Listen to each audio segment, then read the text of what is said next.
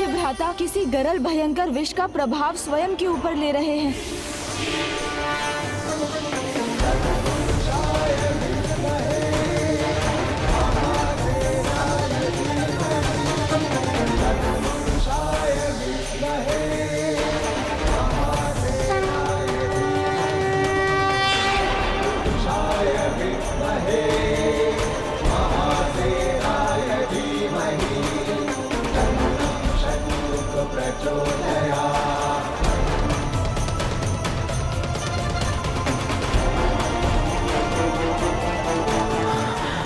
कार्तिकेय सुब्रमण्यम स्वामी की जय।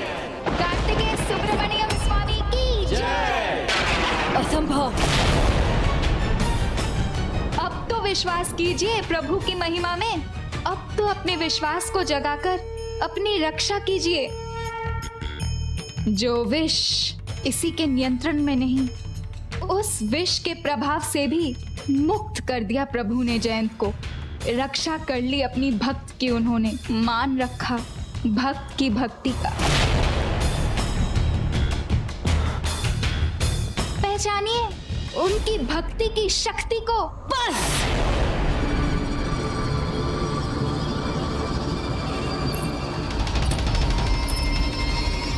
बहुत बोल चुकी तुम। नहीं माँ, ना आपके ना भ्राता के कहने पर रुकूंगी मैं, क्योंकि अब आपको उनकी महिमा नहीं समझा सकी तो बहुत देर हो जाएगी। महिमा नहीं, माया है ये। ऐसी माया जिसका ज्ञान कदाचित मुझे भी नहीं है। किंतु आप तो स्वयं माया है।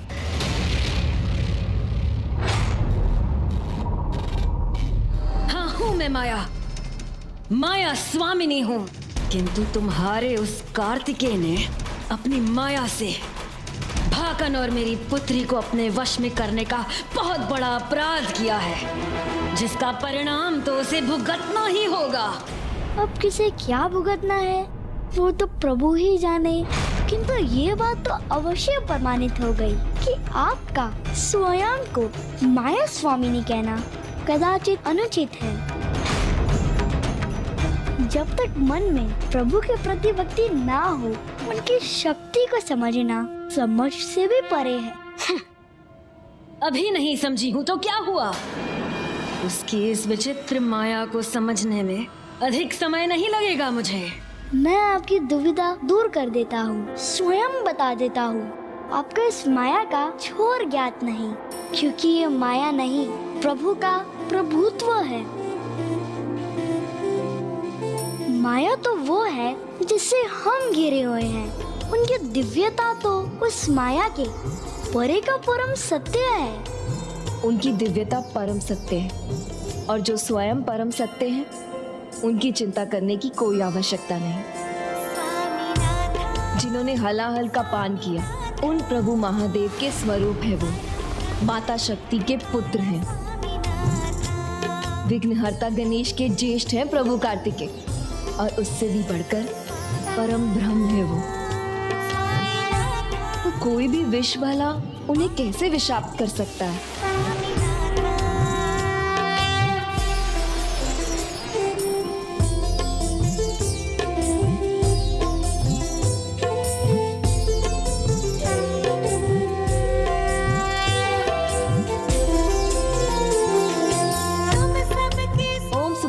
कार्तिकेय स्वामी की जय। ओम सुब्रमण्यम कार्तिकेय स्वामी की जय। ओम सुब्रमण्यम कार्तिकेय स्वामी की जय। ओम सुब्रमण्यम कार्तिकेय स्वामी की जय। ओम सुब्रमण्यम कार्तिकेय स्वामी की जय। ओम सुब्रमण्यम कार्तिकेय स्वामी की जय। बस बहुत बोल चुके हो तुम बालक। जिस भी माया की सहायता से वो तुम्हारी रक्षा करता आ रहा है, तब सफल नहीं होगी जब तुम्हें भूख का सामना करना होगा। भूख से बढ़कर इस पृथ्वी पे कोई अस्त्र शस्त्र नहीं। जब भूख का प्रकोप छाता है तो मनुष्य भी एक दूसरे का संहार करना आरंभ कर देते हैं, और अब यही भूख तुम्हारा भी अंत करेगी। अभी तक तुमने मात्र अपने देवता की माया का अनुभव किया है। अब ये माया तुम्हें वास्तविक माया का परिचय देगी। दंडनायका, ले जाओ इसे और गिरा दो उस अंधकारी कारागार में, जहां भूख और प्यास का प्रभाव तो होता है, किंतु ना जल होता है और ना ही भोजन। उचित है, इसमें तो मुझे बहुत आनंद आएगा।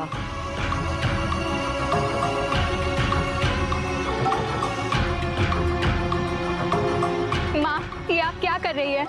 इसने भी मेरी पुत्री होने का अधिकार खो दिया है, इसीलिए ये भी उसी दंड के योग्य है। ले जाओ इसे भी।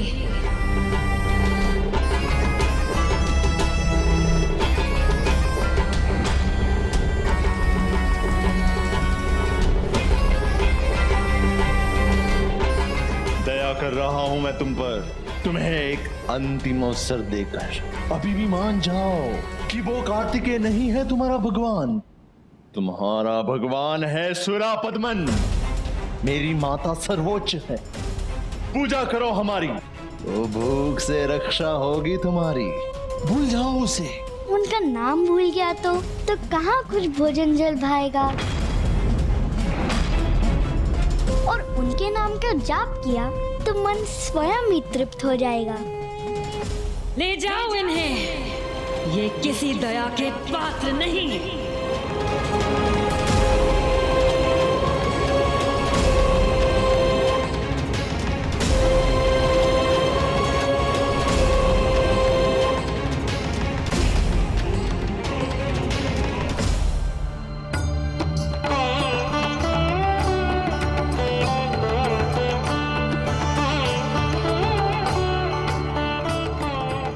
पुत्री देवसेना महादेव पुत्र कार्तिकेय की प्रतिमा में इतनी डूबी है, उनको इतनी भली भांति समझती है, जैसे प्रभु के साथ, प्रभु के प्रति उसकी असाधारण भक्ति है, उनसे कोई अद्भुत दिव्य संबंध है। देव सेनापति कार्तिकेय स्वामी। देवराज। नहीं देव सेनापति, आपको कुछ भी कहने की आवश्यकता नहीं, क्योंकि जहां विश्वास होता है वहां शब्द निरर्थक होते हैं। और मेरे मन को यह पूर्ण विश्वास है कि आपने मेरे पुत्र जयंत की रक्षा की है। अद्भुत है भक्ति की शक्ति की महिमा। धन्य है आप शिव शक्ति पुत्र, धन्य है आप। मुझे ज्ञात है मेरा पुत्र आपका परम भक्त है। आपने अब तक उस पर कोई आंच नहीं आने दी, और मुझे पूर्ण विश्वास है आप कभी भी उस पर कोई भी आंच नहीं आने देंगे।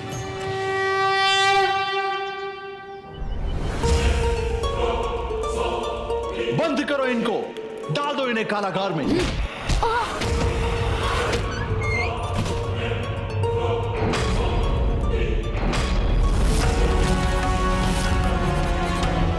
अब प्रतीक्षा करो अपनी मृत्यु की। अब मैं भी देखती हूँ कि कार्तिकेय के नाम का जाप तुम्हारी भूख प्यास कैसे बुझाता है। अंततः तुम वहां पहुंच ही गई जहां तुम्हें बहुत पहले होना चाहिए था। अब तो मेरी बस यही इच्छा है कि आप शीघ्र इस यात्रा को पूर्ण करें और उन दुष्टों ने जो भी पाप किए उनका दंड उन्हें अवश्य दें। सभी बंधकों को मुक्त कराएं और मेरे पुत्र जयंत को भी। अवश्य देवराज। आप चिंता ना करें देवराज, ये भी शीघ्र ही होगा। इस धाम के बाद अब एक ही धाम शेष रहेगा, फिर भ्राता की यात्रा पूर्ण हो जाएगी। और तब प्रभु अपना पाशुपतास्त्र भी प्राप्त कर लेंगे, जिसका अर्थ है कि भ्राता को विवाह के लिए मनाने का अपना कार्य पूर्ण करने के लिए मेरे पास अब अधिक समय शेष नहीं है। गणेश, अब और विलंब करना उचित नहीं है। इसीलिए जिस प्रकार तुम प्रत्येक धाम की कथा सुनाकर अब तक मेरी इस यात्रा को सफल करते आए हो, उसी प्रकार शीघ्र ही इस धाम की भी कथा सुनाकर मेरी इस यात्रा को संपन्न करो। अवश्य भ्राता, ये आकाश भूत धाम है और यहाँ की कथा प्रभु महादेव के आनंद नृत्य से आरंभ होती है। आपको तो ज्ञात है भ्राता, पिताश्री कभी भी माँ की कोई बात नहीं टालते और माँ भी पिताश्री की सभी बातें मानती हैं और वो दोनों जो भी करते हैं वो एक दूसरे को बताकर या एक दूसरे से पूछने के उपरांत ही करते हैं। किंतु बहुत समय पहले एक दिवस वायु में लहराती प्रभु की जटा को देखकर माँ को प्रभु के नट रूप का स्मरण हो आया, जिसमें उन्होंने नानाजी पर्वतराज हिमावन के यहाँ पहुंचकर उनसे माँ का हाथ मांगा था।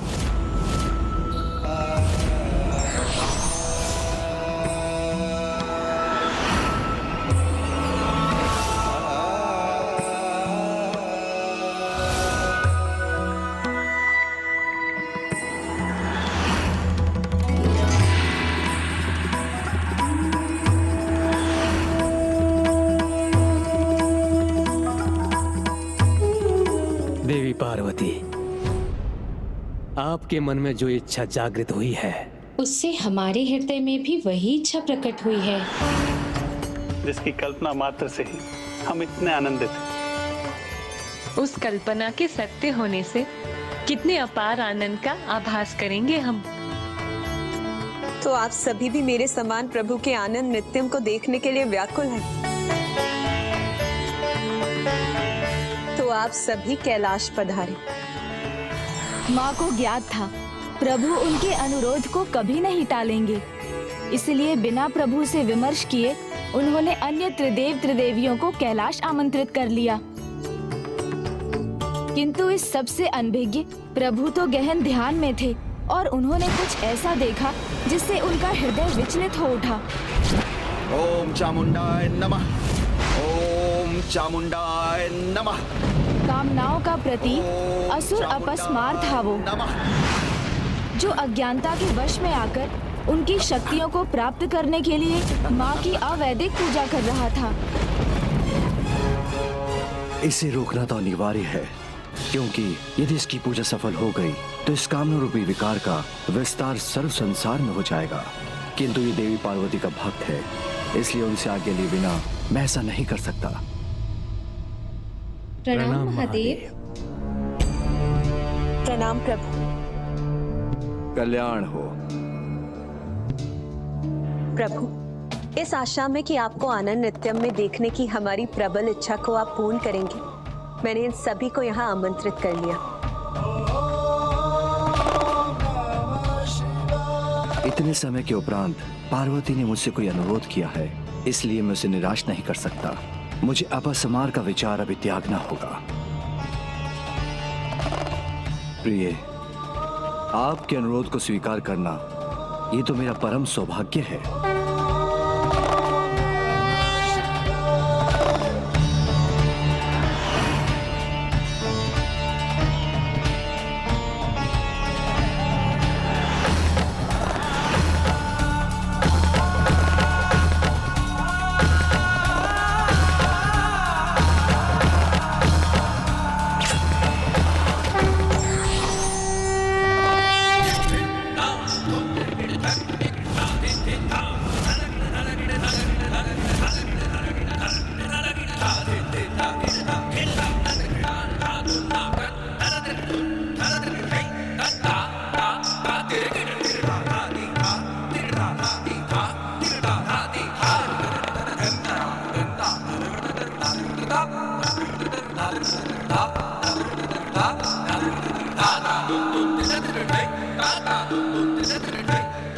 ओम चामुंडाय नमः, ओम चामुंडाय नमः।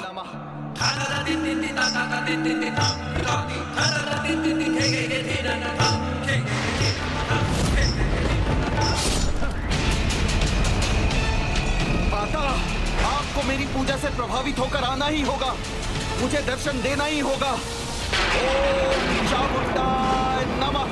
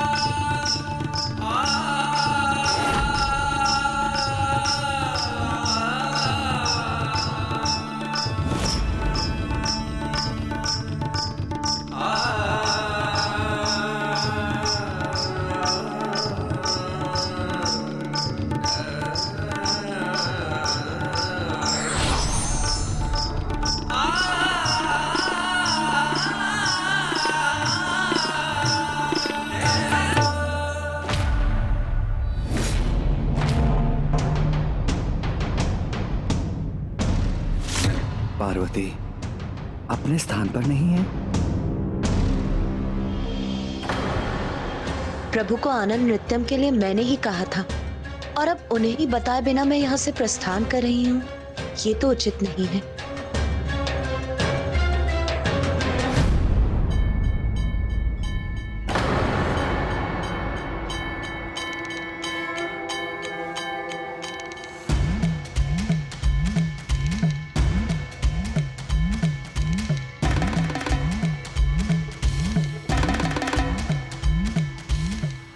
मुझे क्षमा करें प्रभु, आपसे अनुमति लिए बिना ही मैं यहाँ से प्रस्थान कर रही थी। किंतु आपने ऐसा न कर बहुत अच्छा किया, क्योंकि आपके उस भक्त में आपकी ही शक्तियों को पाने की अनुचित इच्छा है। यदि वो अपनी अवैदिक पूजा में सफल हो गया तो दुष्कामनाओं का विस्तार कर वो समस्त संसार के लिए संकट उत्पन्न कर सकता है, जिसके कारण संपूर्ण सृष्टि दुष्कामनाओं के अंधकार में डूब जाएगी।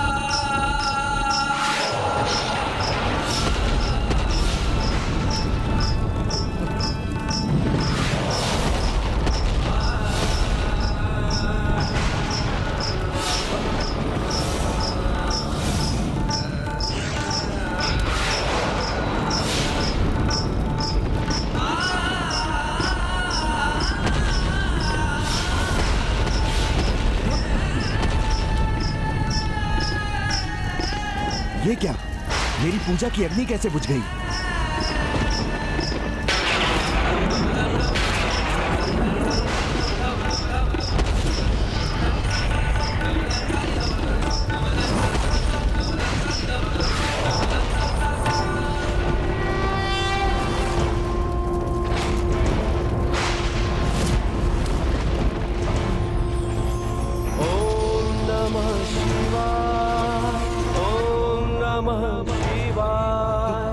प्रभु महादेव, ओम नमः शिवाय, ओम नमः शिवाय, ओम नमः शिवाय।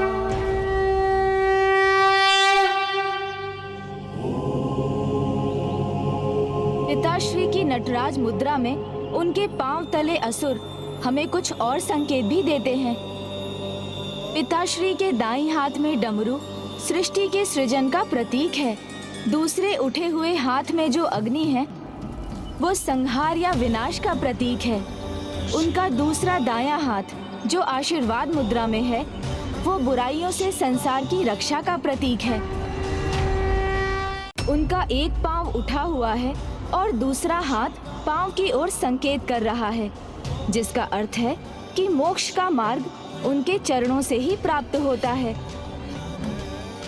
और वो आकार में छोटा असुर प्रतीक है उन कामनाओं का जिन पर विजय पाने के लिए उन्हें अपने पांव तले दबाना होता है। तभी ज्ञान में वृद्धि होती है और मोक्ष या ईश्वर की प्राप्ति होती है। जो अपने इच्छाओं का परित्याग करता है वो ही अपने भीतर और बाहर प्रभु को देख पाता है। उनके शरीर की मुद्रा ओम का निर्माण कर रही है, जो इसका प्रतीक है कि प्रभु महादेव ही प्रणव हैं और संपूर्ण आकाश नटराज मुद्रा में ही समाहित है। प्रभु की वो मुद्रा जो सभी कामनाओं को अपने चरणों तले ही रखती है, ज्ञान सागर का विस्तार करती है और यही नटराज स्वरूप प्रभु की आकाश मूर्ति है, जिसके भीतर बसे ज्ञान का विस्तार समस्त ब्रह्मांड में है। इसलिए इस पावन धाम को चिदम्बरम भी कहा जाता है।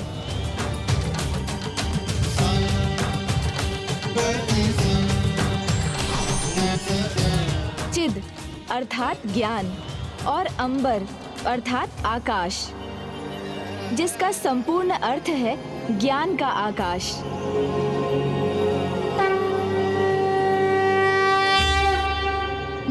प्रभु, विवाह विवाह। एक अन्य अत्यंत महत्वपूर्ण सीख प्राप्त होती है हमें इस कथा से कि जिस प्रकार संसार में अपस्मार को अशक्त कर शुभता स्थापित करने के लिए माँ ने पिताश्री से बिना पूछे एक पग भी नहीं बढ़ाया, पिताश्री ने माँ से पूछे बिना अपस्मार का उपाय नहीं किया, उसी प्रकार जब पति पत्नी एक दूसरे से पूछकर सभी कार्य करते हैं तो जीवन में शुभता आती है और विपदा निकट नहीं आती।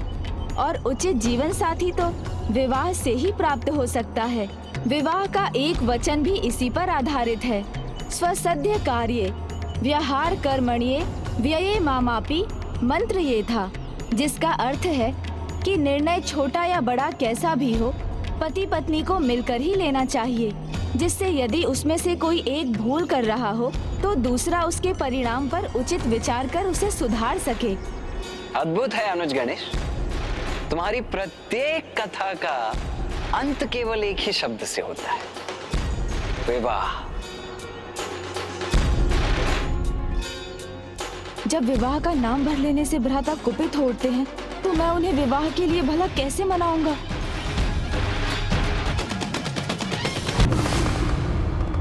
माता, कुमार कार्तिकेय के नाम से ही देवसेना रोमांचित हो उठती है। इसके पीछे मात्र भक्ति भाव हो ये तो संभव नहीं, क्योंकि देवसेना उन्हीं के विचारों में डूबी रहती है, उन्हीं की ही भक्ति में लीन रहती है, सदा उनकी ही कल्पना करती है। मुझे पूर्ण विश्वास है माता कि इन दोनों के बीच कोई विशेष संबंध है।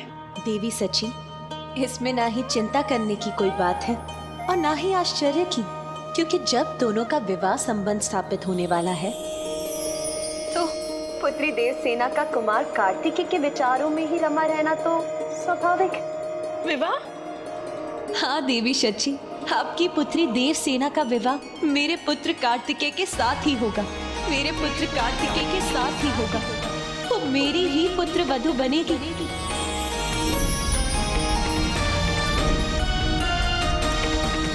हम धन्य हो गए माता, धन्य हो गए। मैं आप दोनों को एक वचन देता हूँ कि आपके अगले जन्म में जब सभी परिस्थितियां उचित होंगी, मैं आप दोनों से विवाह अवश्य करूंगा।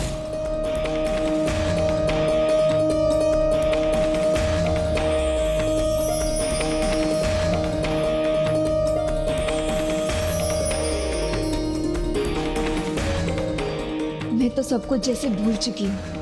मुझे तो यहाँ सर्वत्र आप ही दिखाई दे रहे हैं स्वामी। देवसेना?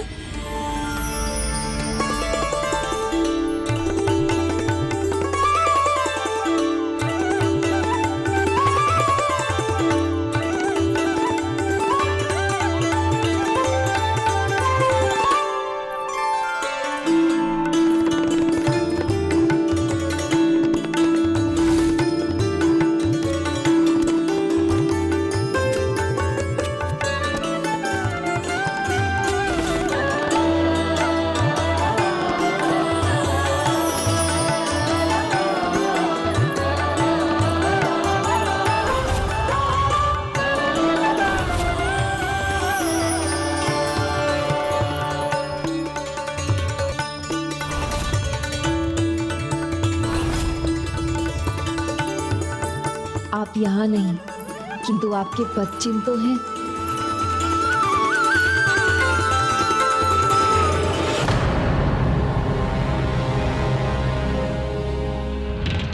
ये मैं क्या करने जा रही थी? मैं ऐसा कदापि नहीं कर सकती। मैं देवी माँ की अनुमति के बिना कैलाश से नहीं जा सकती। तुम्हारी प्रत्येक कथा का अंत केवल एक ही शब्द से होता है, विवाह।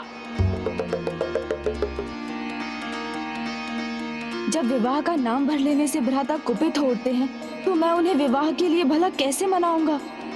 बोलो गणेश, क्या उत्तर है तुम्हारे पास? बोलो बोलो अनुज गणेश।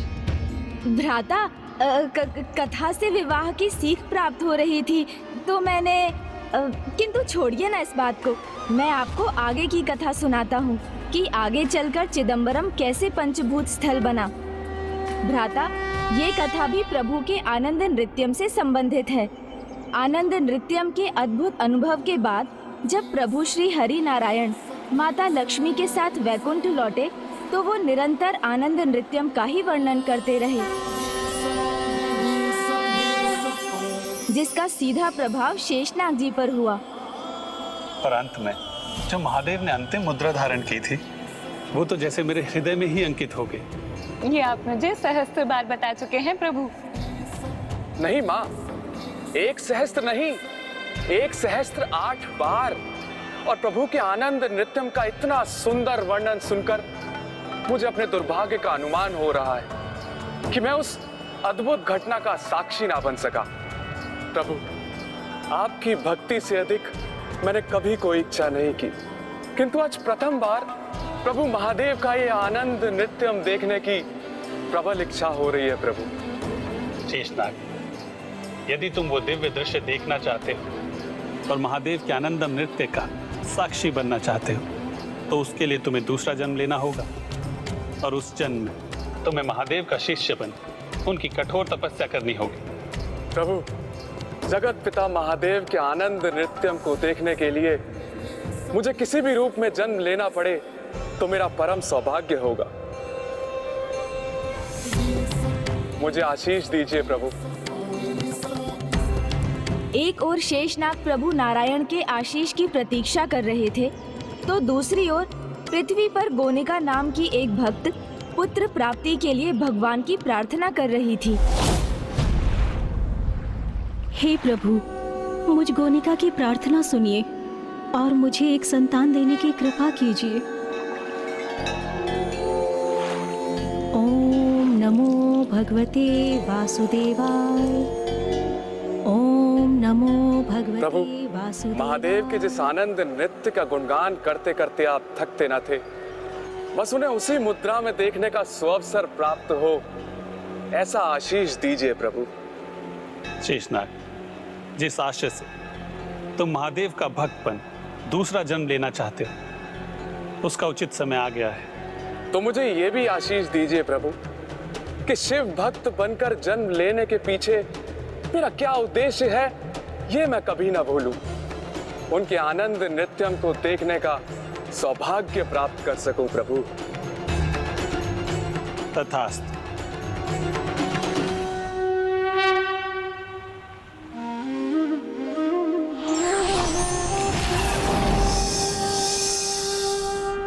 बाल स्वर में कोई मुझे माँ कहकर पुकारे, मुझे बस इसकी लालसा है। हे प्रभु, मुझे संतान देने की कृपा करें।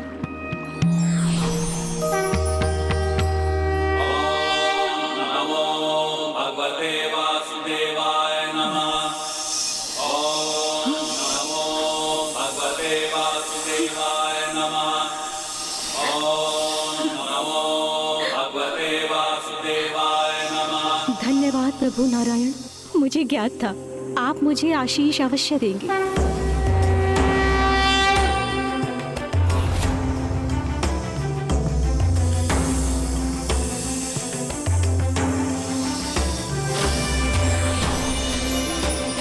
प्रणाम माँ।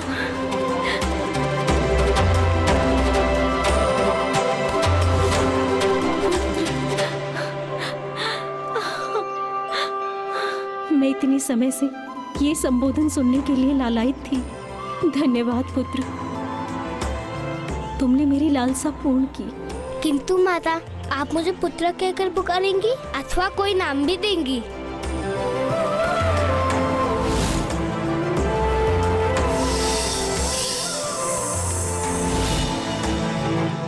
पतंजलि। पतंजलि। पतंजलि? हाँ पुत्र, प्रभु के आशीर्वाद के रूप में पद अर्थात आकाश से गिरे और प्रसाद के रूप में मेरी अंजलि में आए, इसलिए पतंजलि। धन्यवाद माता। तो इस प्रकार शेषनाग का नवीन जन्म हुआ और उनका नाम पतंजलि पड़ा। किंतु उनका जन्म प्रभु महादेव के गुणगान सुनते सुनते हुआ था, तो उन्हें बस एक बात का स्मरण रहा कि वो प्रभु के आनंद नृत्यम को देखने के इच्छुक थे। इसलिए जन्म लेने के कुछ ही समय बाद पतंजलि ने अपनी माता से आज्ञा ली और वो प्रभु महादेव की तपस्या के लिए निकल गए। कल्याण।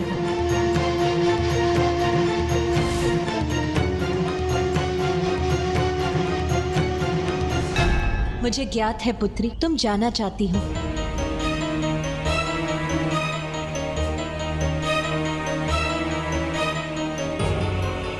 माता, मुझे क्षमा कीजिए। आपने मुझे शरण दी और मैं बेसुध होकर यहाँ से प्रस्थान कर रही थी। किंतु माता, मैं करूँ तो क्या करूँ? उनका अनुसरण करने से स्वयं को रोकने में भी असमर्थ हूँ मैं। इतना तो ज्ञात हो गया है मुझे, उनका मुझसे विवाह होने वाला है। पुत्री, मुझे तुम्हारा संकोच भी समझ में आ रहा है और तुम्हारे हृदय की दशा भी। तुम्हारा भावी पति यात्रा पर है और तुम उससे भेंट करना चाहती हो, तो मैं तुम्हें इसकी अनुमति देती हूँ।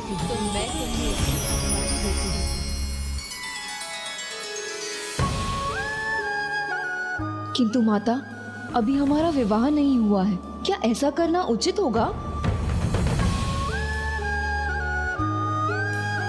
पुत्री, इतना सोच विचार करने की कोई आवश्यकता नहीं है।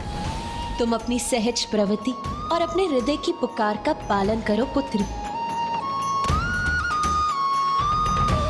पुत्री देवसेना, जब तुम्हें माता पार्वती की अनुमति है तो समझो मेरी भी है।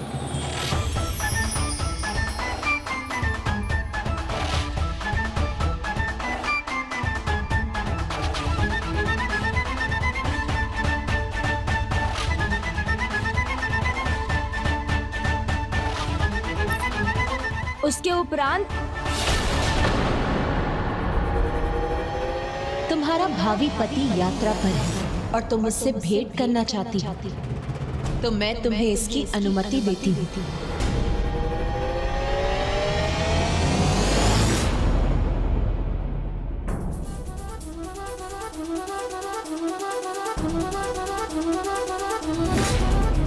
माँ ने उन्हें आने क्यों दिया? भ्राता तो अभी भी विवाह के नाम से ही उत्तेजित हो रहे हैं। यदि वो यहाँ आ गई तो भ्राता और भी क्रोधित हो जाएंगे। फिर मैं उन्हें विवाह के लिए कैसे मना पाऊंगा? वो तो केदारनाथ की ओर अग्रसर है। अब मैं क्या करूं?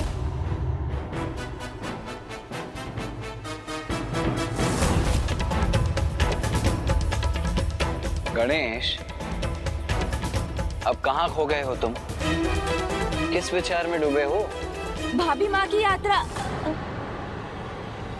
प्रभु, ये क्या कह रहे हैं आप?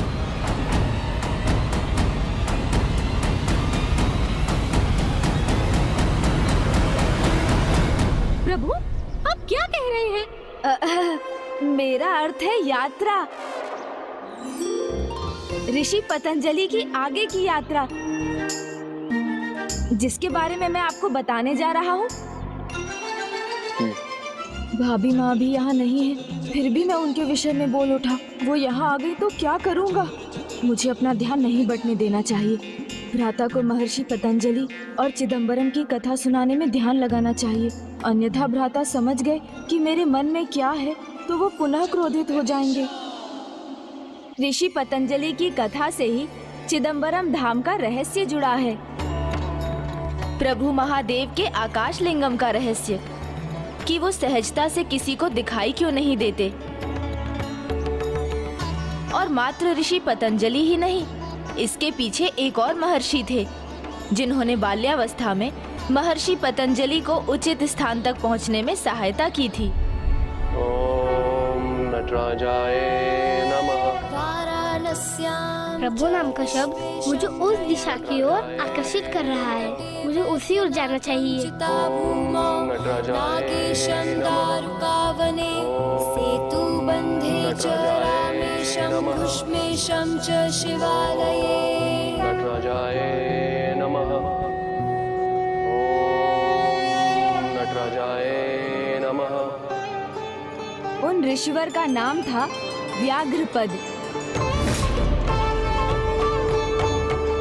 व्याघ्र अर्थात बाघ, उनके नाम का अर्थ था बाघपद। हाँ, उनके नाम के पीछे एक महान भक्त की भक्ति की कथा है। बचपन से ही वो महादेव के प्रति समर्पित थे। प्रत्येक भोर में वो कंकड़ और कांटों से भरे मार्ग से होकर प्रभु के लिए उत्तम कोटि के पुष्प और बेलपत्र चुनकर लाते थे।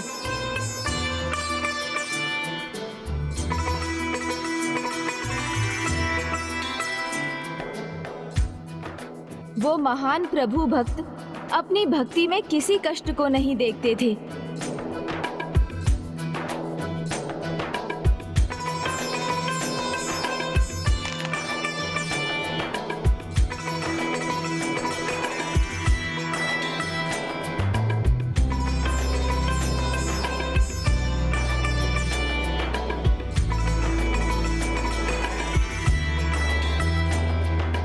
वर्षों ऐसी अपार भक्ति के बाद जब प्रभु उनसे प्रसन्न हुए और उनके सामने प्रकट होकर उन्हें वरदान देने की इच्छा व्यक्त की।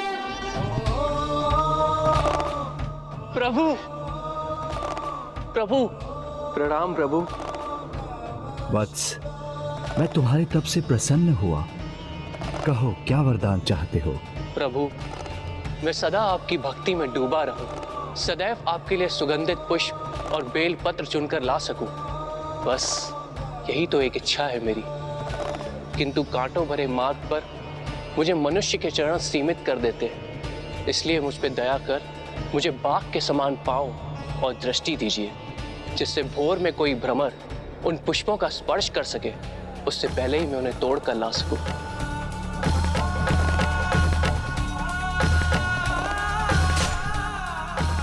तथास्तु।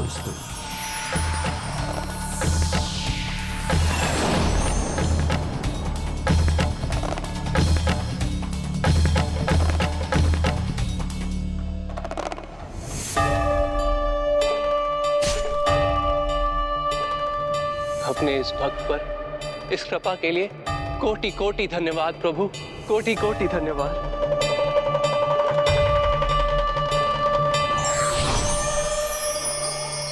इस प्रकार इस दिव्य घटना के उपरांत ऋषिवर का नाम पड़ा व्याघ्रपद। कितने महान भक्त थे वो। भक्ति में सच्चा भक्त यदि भगवान से कुछ मांगता भी है तो वो केवल होता है प्रभु की भक्ति। हाँ भ्राता, इसलिए वो प्रभु महादेव के महानतम भक्तों में से एक हैं और ऐसे ही भक्तों से स्वयं भगवान की भी महिमा बढ़ती है।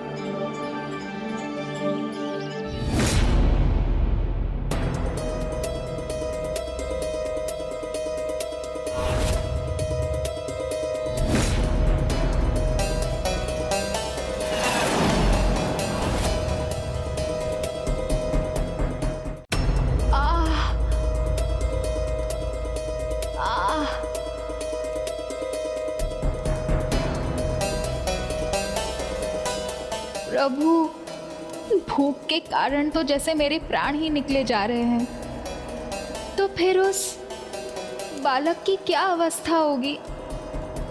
वो तो अभी भी एक अबोध बालक ही है।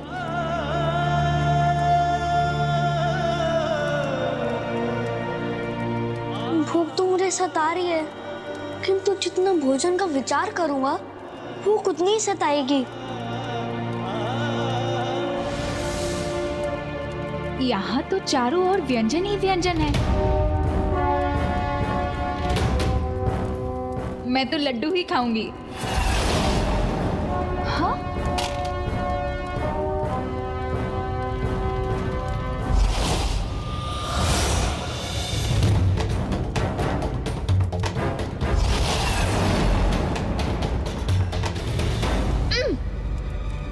भोजन नहीं है, ये तो मिट्टी पत्थर भर है।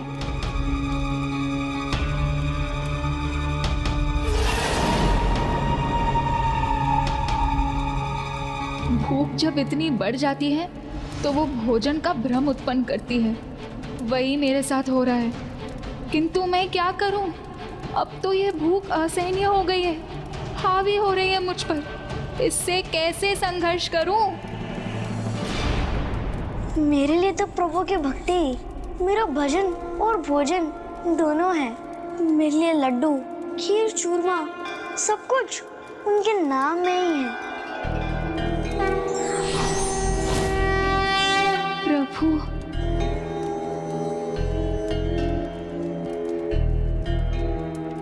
सत्य है, प्रभु में विश्वास ही सर्वोच्च है, भूख प्यास नहीं, क्योंकि उनका नाम लेने से ही भूख प्यास दोनों मिट जाएंगे। ओम सुब्रमण्यम कार्तिकेय स्वामी, ओम सुब्रमण्यम कार्तिकेय स्वामी, ओम सुब्रमण्यम कार्तिकेय स्वामी, ओम सुब्रमण्यम कार्तिकेय स्वामी, ओम सुब्रमण्यम कार्तिकेय स्वामी।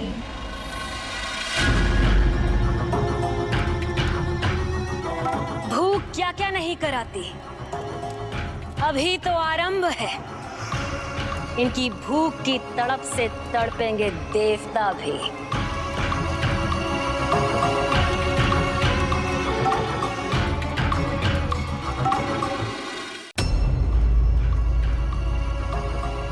ओम सुब्रमण्यम कार्तिकेय स्वामी, ओम सुब्रमण्यम कार्तिकेय स्वामी, ओम सुब्रमण्यम कार्तिकेय स्वामी, ओम सुब्रमण्यम कार्तिकेय स्वामी,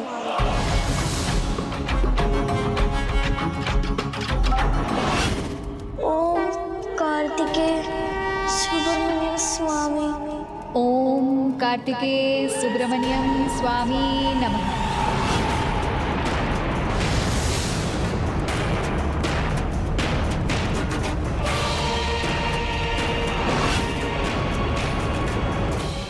मैं आपका आदेश समझ चुका हूं मां।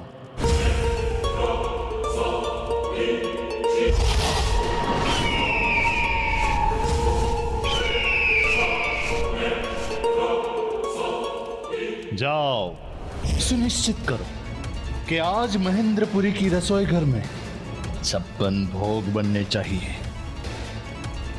भूख मिटे या ना मिटे, किंतु इनकी भक्ति अवश्य मिटेगी।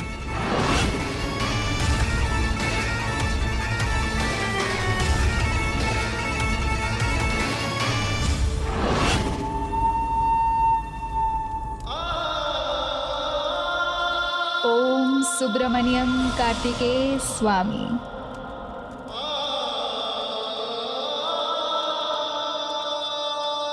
भोजन?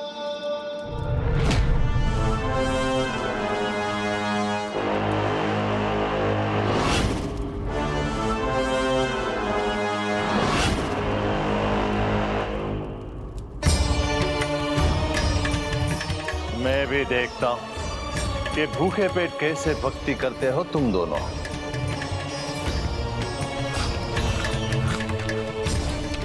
मेरी भूख तो बढ़ती ही जा रही है। आपकी युक्ति सफल हो रही है असुर सम्राट। एक भक्त तो अपनी भक्ति ही भूल रही है। नहीं नहीं, ये ताड़ना सही नहीं जा रही है मुझसे। भोजन चाहिए मुझे, भोजन दीजिए। मिलेगा, अवश्य मिलेगा। भोजन ही नहीं, 56 भोग का आनंद मिलेगा। पर इस सत्य को स्वीकार करो, अपने ज्येष्ठ भगवान सुरापद्मन को अपना भगवान मानो।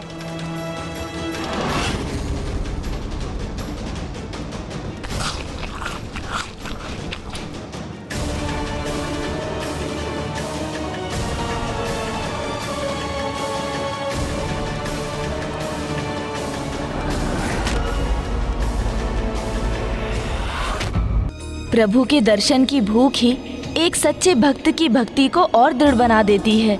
और यही हुआ बाल ऋषि पतंजलि के साथ। उनकी ये भक्ति न केवल उन्हें ऋषि व्याघ्रपद के निकट ले गई, अपितु उन्हें वो स्थान भी मिला जो उनकी तपस्या के लिए सर्वथा उपयुक्त था, जो बाद में चिदम्बरम धाम के रूप में प्रख्यात हुआ। ओम नटराजाय नमः। प्रभु के रहस्यमयी आकाश लिंगम के दर्शन पाते ही बाल ऋषि पतंजलि वहीं प्रभु को आनंद नृत्य में देखने का सौभाग्य पाने के लिए कठोर तपस्या में लीन हो गए। और इस प्रकार प्रभु के दो महान भक्त, एक और ऋषि पतंजलि और दूसरी ओर ऋषि व्याघ्रपद, एक ही समय पर एक ही पावन धाम चिदम्बरम में प्रभु के आनंद नृत्यम को देख पाने की इच्छा से घोर तप करते गए। और धीरे धीरे उनकी भक्ति ऐसी बढ़ी कि वो अपने स्थान से डिगे बिना वर्षों तक तपस्या में लीन रहे। ओम नटराजाय नमः। ओम नटराजाय नमः।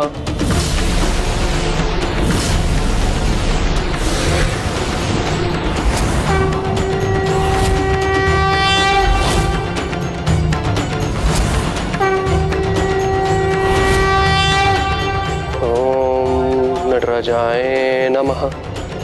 फिर जब दोनों की तपस्या चरम पर पहुंची तो प्रभु महादेव ने उनकी भक्ति से प्रसन्न होकर उन्हें दर्शन प्रदान किए।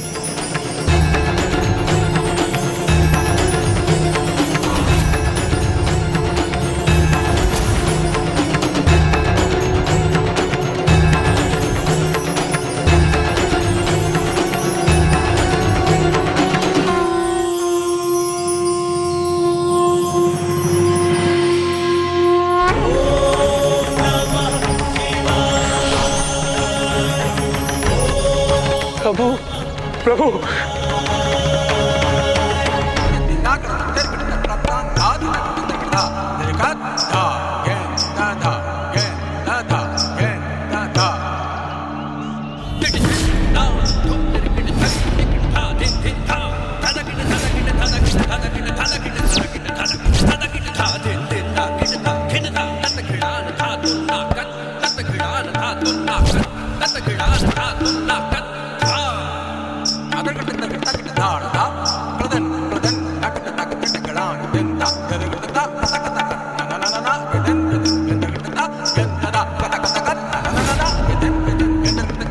सामान्यतः भक्त प्रभु भक्ति में झूमते हैं, किंतु यहाँ तो प्रभु स्वयं भक्त के लिए आनंद नृत्यम की लय में झूम रहे हैं।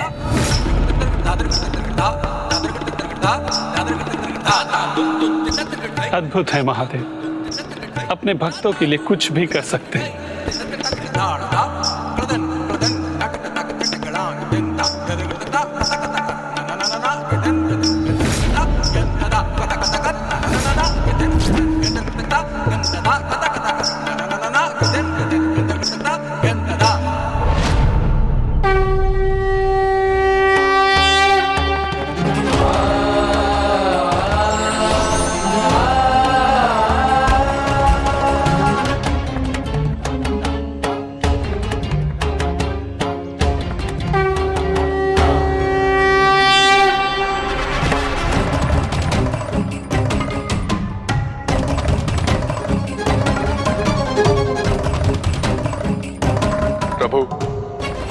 आपकी कृपा से हम धन्य हो गए।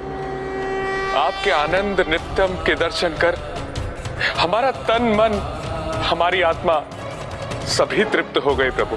हाँ प्रभु, भाव विभोर हो उठे हम। हमारा परम सौभाग्य है कि हमारे जीवन का उद्देश्य पूरा हो गया। ऐसा प्रतीत हो रहा है कि हमें मुक्ति प्रदान हो गई। ये आप दोनों की भक्ति की शक्ति है। मैं आप दोनों की भक्ति और साधना से अत्यंत प्रभावित हूँ और आप दोनों को आशीर्वाद देता हूँ कि मैं जब भी नृत्य करूंगा तो सर्वप्रथम आप दोनों को ही उसका साक्षी बनने का अवसर प्राप्त होगा।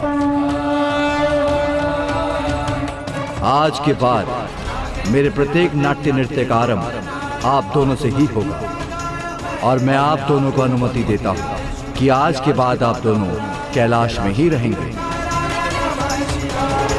इतना ही नहीं, मैं आप दोनों को अपना प्रमुख गण नियुक्त करता हूँ।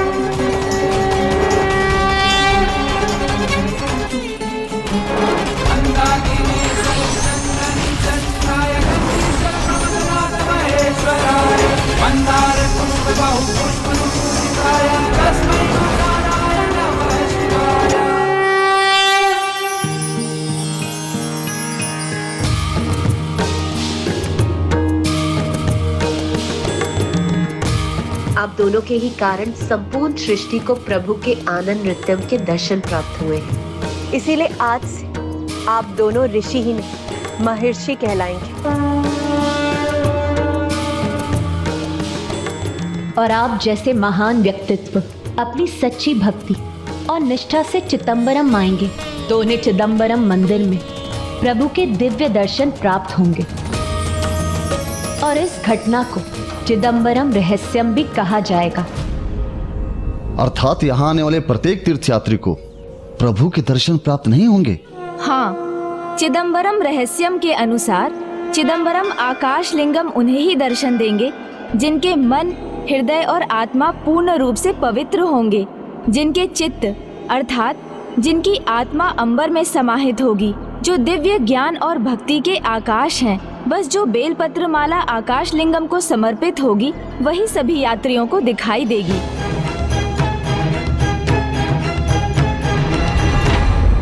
दोनों सिद्ध पुरुषों को तो उनकी भक्ति का फल प्राप्त हो गया था, किंतु ऋषि पतंजलि के जीवन का उद्देश्य अभी संपन्न नहीं हुआ था, क्योंकि उनके द्वारा अभी संसार को कुछ और भी पाना शेष था। वत्स पतंजलि, तुम्हारा जन्म मेरा भक्त बनने के लिए हुआ था, मेरे आनंद नृत्यम का साक्षी बनने के लिए हुआ था, किंतु तुम्हारे जीवन का एक और भी उद्देश्य है। पृथ्वी पर अधिकतम जीव काम, क्रोध और अन्य वासनाओं से पीड़ित हैं। योग ही एकमात्र ऐसा माध्यम है जो शारीरिक ही नहीं मानसिक और भावनात्मक विकारों के कष्ट से मुक्ति दिलाता है। योग तो प्राणियों के लिए अमृत के समान है, इसलिए मैं तुम्हें एक बड़ा उत्तरदायित्व देता हूँ। तुम्हें इस योग सूत्र के ज्ञान से समस्त संसार को परिचित करवाना है।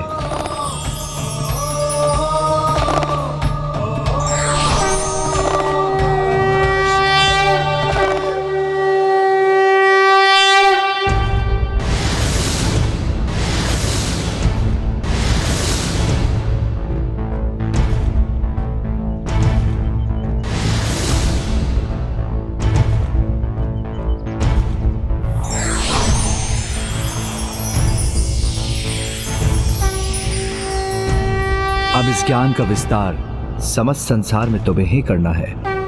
जो आज्ञा प्रभु।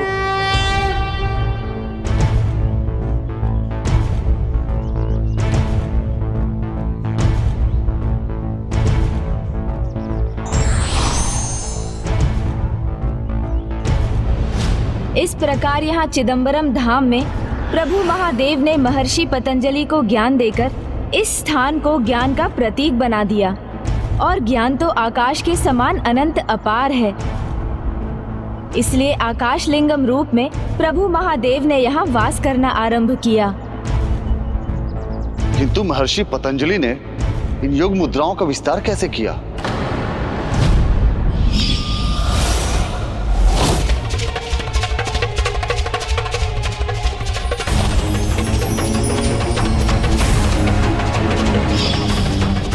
भाभी माँ तो बिना रुके, बिना विश्राम किए अपनी यात्रा पर आगे बढ़ रही हैं, जबकि मैं तो अभी भ्राता से उनके विवाह की बात ही नहीं कर पाया हूँ।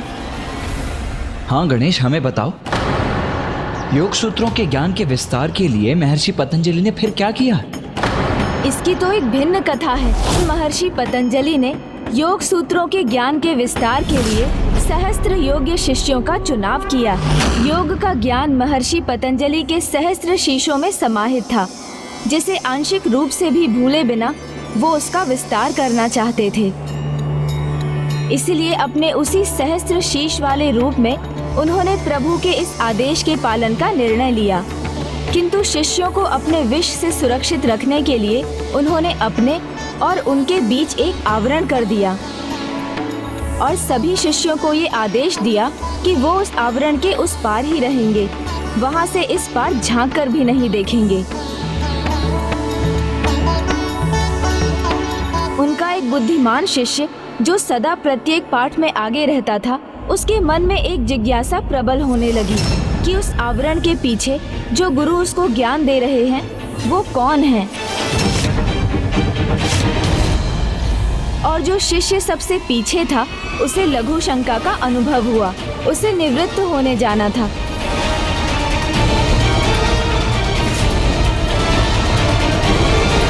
किंतु वो अन्य शिष्यों की ज्ञान प्राप्ति में कोई अवरोध नहीं उत्पन्न करना चाहता था।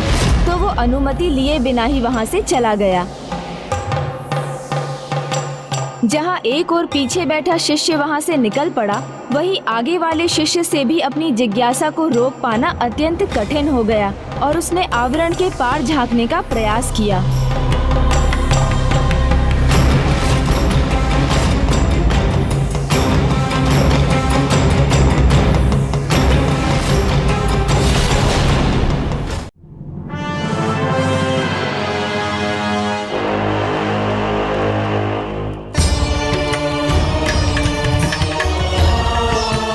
नहीं नहीं, ये ताड़ना सही नहीं जा रही है मुझसे। भोजन चाहिए मुझे, भोजन दीजिए। मिलेगा, अवश्य मिलेगा। भोजन ही नहीं, 56 भोग का आनंद मिलेगा। पर इस सत्य को स्वीकार करो, अपने ज्येष्ठ भगवान सुरापद्मन को अपना भगवान मानो। अति उत्तम, अति स्वादिष्ट। प्रभु के नाम में 56 भोग के सुगंधी नहीं, स्वाद भी है।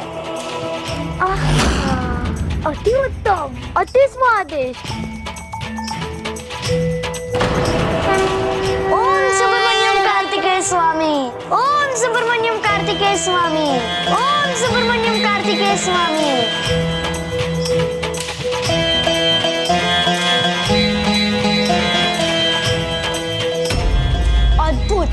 मुझे प्रभु की भक्ति, उनके नाम में वो रुचि है, वो तृप्ति है जो 56 भोग में भी नहीं। उचित कहा जयंत ने। प्रभु के नाम से बढ़कर और किसी का कोई आकर्षण नहीं मुझे, भोजन का भी नहीं। फिर मेरा ध्यान क्यों भटक रहा है? ओम सुब्रमण्यम कार्तिकेय स्वामी नमः। ओम सुब्रमण्यम कार्तिकेय स्वामी नमः। रुक जाओ, सभी पकवान इन दोनों की कोठरी के बाहर रखवा दो। मैं भी तो देखूं कि इनकी भक्ति इनको कब तक शक्ति प्रदान करती है।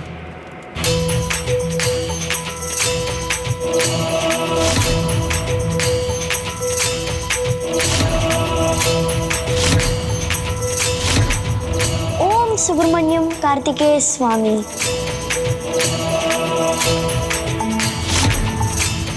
नहीं नहीं, जयंत के समान मैं भी प्रभु के नाम पर ही स्थिर रहूंगी। ओम सुब्रमण्यम कार्तिकेय स्वामी नमः। ओम सुब्रमण्यम कार्तिकेय स्वामी। फिर महर्षि पतंजलि के उस शिष्य का हुआ क्या गणेश? इस आवरण के पीछे कौन है, ये जानने के लिए वो शिष्य इतना उत्सुक हो गया कि अपनी उत्सुकतावश उसने उस आवरण को हटा दिया।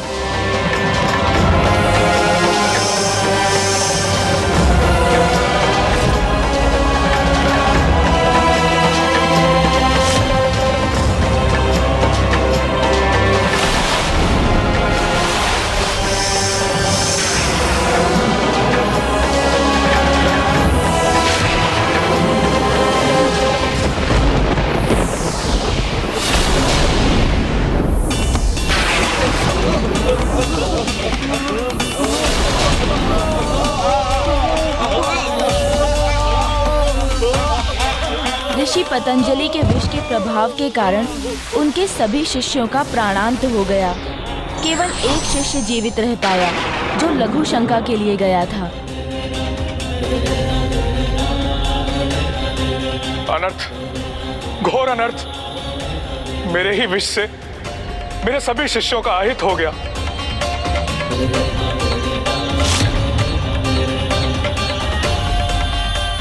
ये क्या हो गया यहाँ?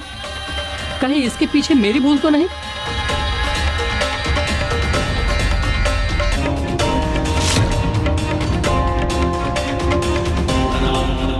ऋषिवर, क्षमा ऋषिवर, क्षमा। मुझे ज्ञात नहीं था मेरे उठकर जाने से इतना घोर अनर्थ हो जाएगा। मैं अपनी लघु शंका को नियंत्रण में ना रख सका, किंतु मेरे कारण कोई व्यवधान उत्पन्न ना हो, इसलिए चला गया। मैं अब किस मुख से क्षमा याचना करूं? नहीं वत्स, यहाँ जो कुछ भी हुआ इसमें तुम्हारा दोष नहीं।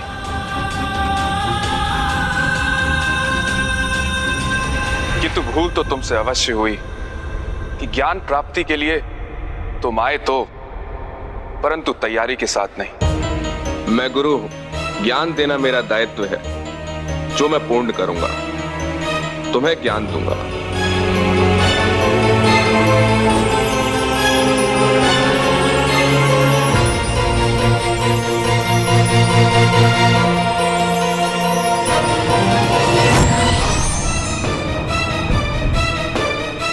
ज्ञान तो मैंने तुम्हें दे दिया, किंतु तुम्हारी भूल के लिए तुम्हें दंडित भी करूंगा, क्योंकि गुरु की आज्ञा का पालन ना करना गुरु हत्या के समान ब्रह्म हत्या पदगम है।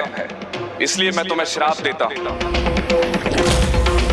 कि जब तक इस ज्ञान प्राप्ति के लिए तुम्हें कोई योग्य शिष्य नहीं मिलेगा, तुम एक ब्रह्म राक्षस बनकर एक वृक्ष के ऊपर उल्टे लटके रहोगे।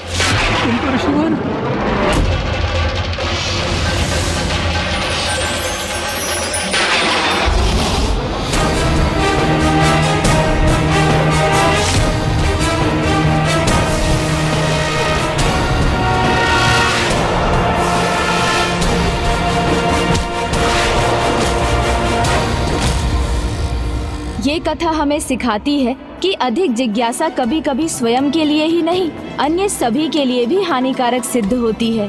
और ये भी कि ज्ञान प्राप्ति के मार्ग में गुरु की आज्ञा की अवहेलना इतना बड़ा दोष है कि वो उनके दिए ज्ञान को भी व्यर्थ कर देता है और गुरु हत्या के अपराध के समान होकर व्यक्ति को ब्रह्म राक्षस बना देता है। तब तो गणेश, उस शिष्य को ब्रह्म राक्षस की अवस्था से मुक्ति इतनी सरलता से नहीं मिली होगी। हाँ भ्राता, वो ब्रह्म राक्षस अनेक वर्षों तक योग्य शिष्य की प्रतीक्षा में एक वृक्ष पर लटका रहा और वहाँ से जो भी जाता उससे एक ही प्रश्न पूछता।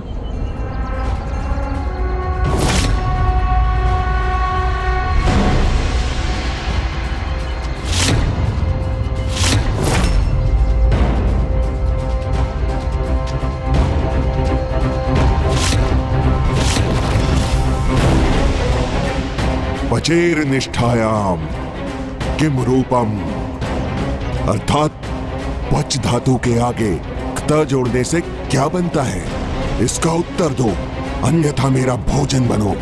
नहीं, हमें ज्ञात नहीं है।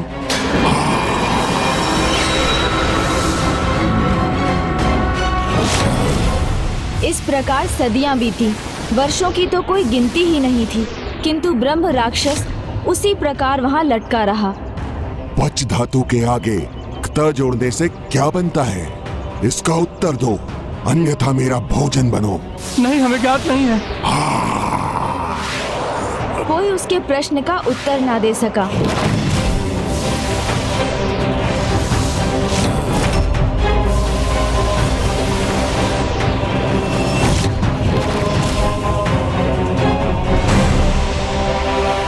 तब ऋषि पतंजलि से अपने शिष्य का दुख ना देखा गया और उन्होंने उस शिष्य को अपने शाप से मुक्त करने के लिए पुनर्जन्म लिया और नवीन रूप धारण कर वो अपने शिष्य को शाप मुक्त करने उसके निकट जा पहुँचे।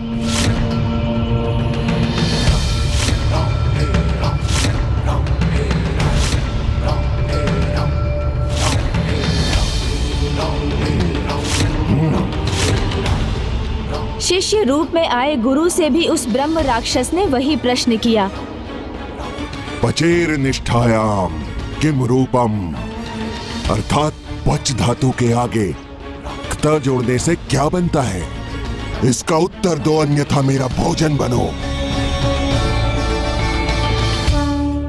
पक्वम, पंच धातु में क्त जोड़ने से पक्वम बनता है।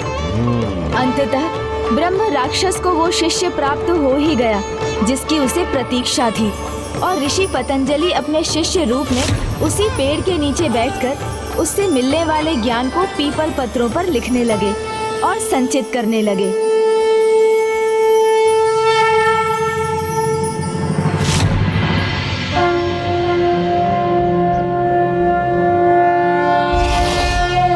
नमस्ते देवेशाय सुरासुर नमस्कृताय भूत भव्य महादेवाय। धन्यवाद गुरुवर। इस प्रकार ऋषिवर के उस शिष्य को मुक्ति प्राप्त हुई और वो प्रभु के साथ एकीकार हुए।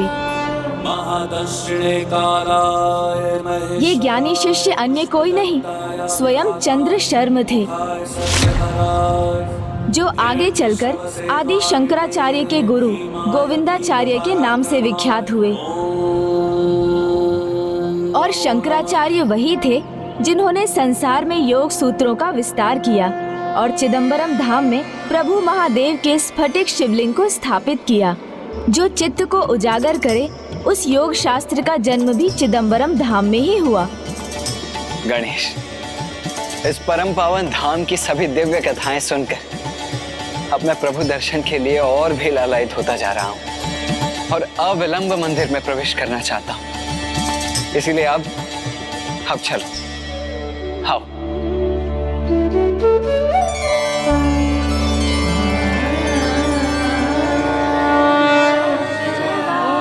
नमः शिवाय,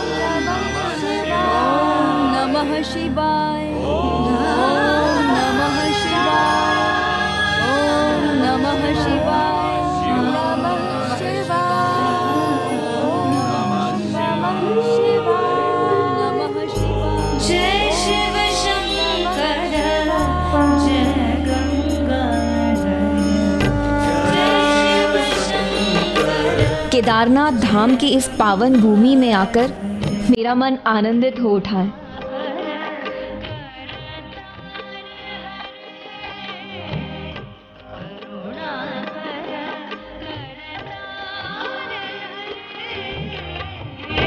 जय शिव शंकर जय।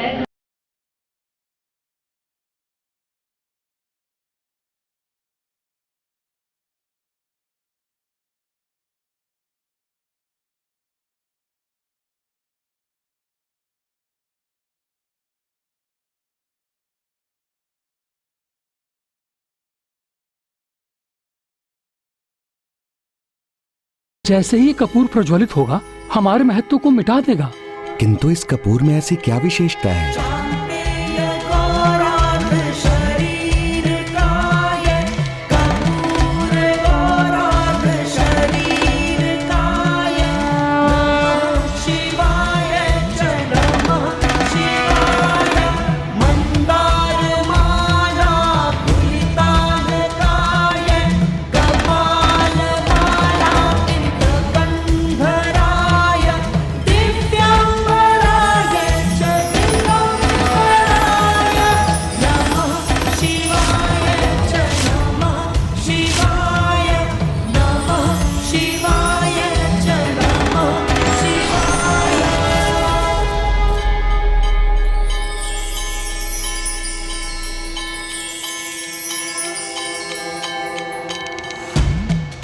प्रणाम प्रभु अर्धनारीश्वर।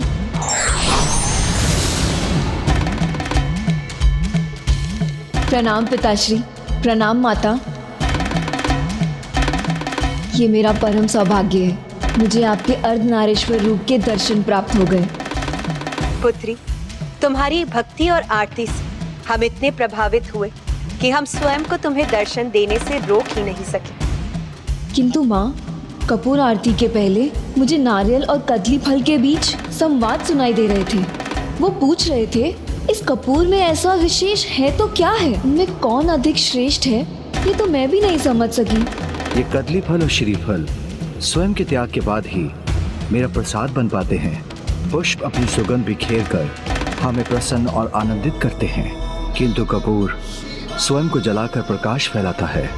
उसका प्रकाश हमसे टकराकर और भी दिव्य हो, भक्तों के बीच हमारी दिव्यता का प्रसार करता है एवं उनकी भक्ति के भाव को और भी प्रबल बना देता है। भक्ति का यही नियम है। सर्वोच्च भक्ति वही है जिसमें भक्त स्वयं को अन्य सभी के लिए न्यौछावर कर देता है। जैसे कपूर, ऐसे परस्पर परम भक्ति पति और पत्नी के बीच भी होनी चाहिए कि वो दोनों अपने जीवन को एक दूसरे पर समर्पित कर एक दूसरे में घुलकर एकीकार हो जाएं।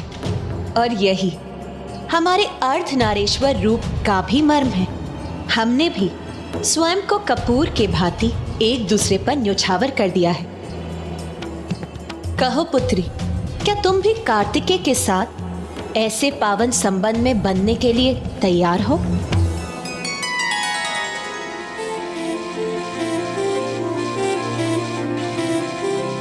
माँ, मैं तो पिछले जन्म से ही इसके लिए प्रतीक्षा कर रही हूँ। मुझे ज्ञात है मेरा इस जन्म का उद्देश्य भी यही है, बस स्वामी कुमार कार्तिकेय मुझे अपनाने के लिए तैयार हो जाए।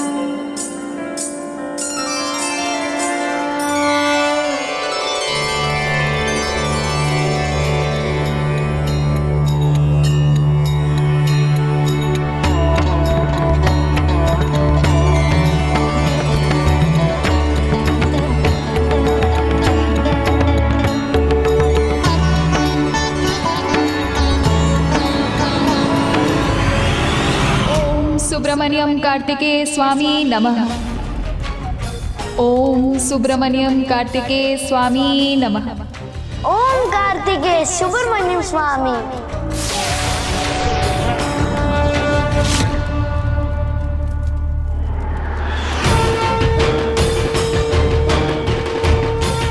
निरंतर प्रभु के नाम में रमा रहूंगा तो भूख का आभास नहीं होगा। ओम सुब्रमण्यम कार्तिकेय स्वामी। मैं भूखी तो हूँ, किंतु भूख के आगे नहीं, प्रभु के सामने झुकना है मुझे। ओम सुब्रमण्यम कार्तिकेय स्वामी नमः। ओम कार्तिकेय सुब्रमण्यम स्वामी।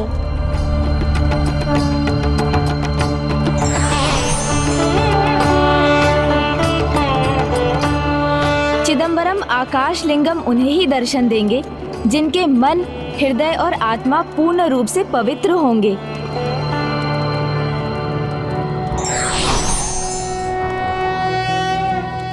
ओम नागेंद्र हाराय त्रिलोचनाय भस्मांगरागाय महेश्वराय नित्याय शुद्धाय दिगंबराय तस्मै नकाराय नमः शिवाय।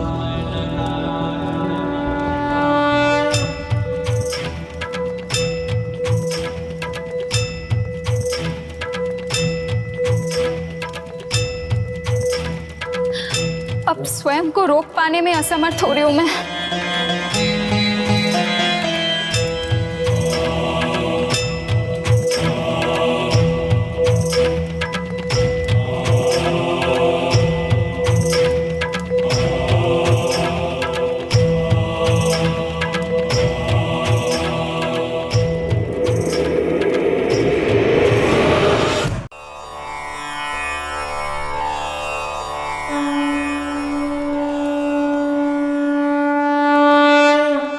सुब्रमण्यम कार्तिकेय स्वामी। ओम सुब्रमण्यम कार्तिकेय स्वामी। ओम सुब्रमण्यम कार्तिकेय स्वामी नमः। कुछ तो हो रहा है जो मेरी इच्छा के विरुद्ध है। ओम कार्तिकेय सुब्रमण्यम स्वामी। ओम सुब्रमण्यम कार्तिकेय स्वामी नमः।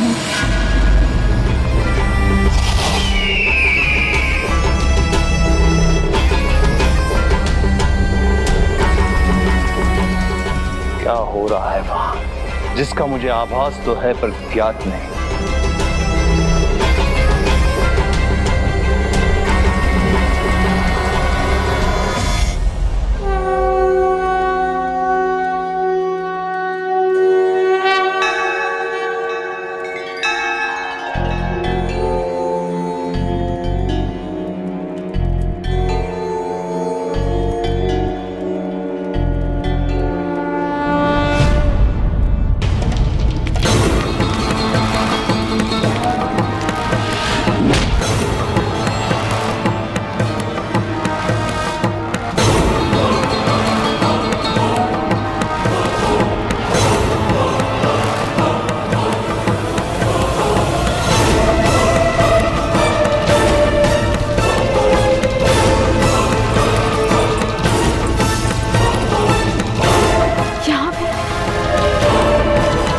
दुष्ट द्रोही बालक यहाँ पे कैसे?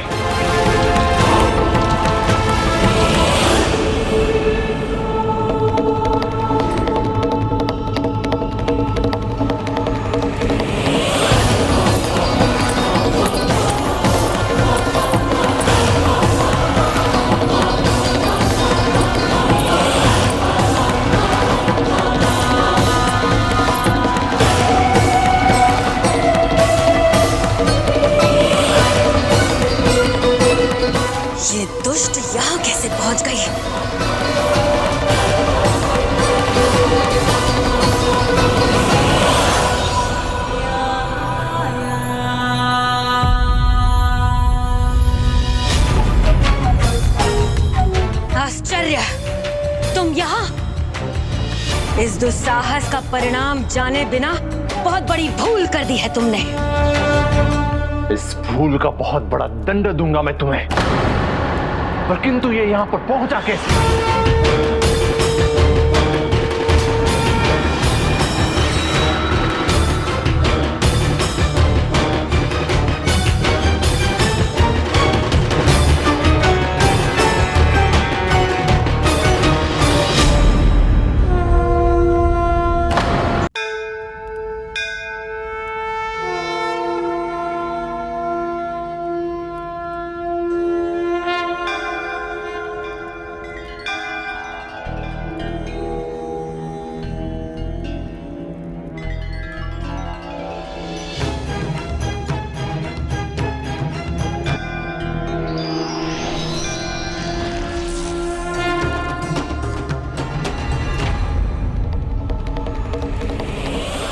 आश्चर्य, तुम यहाँ?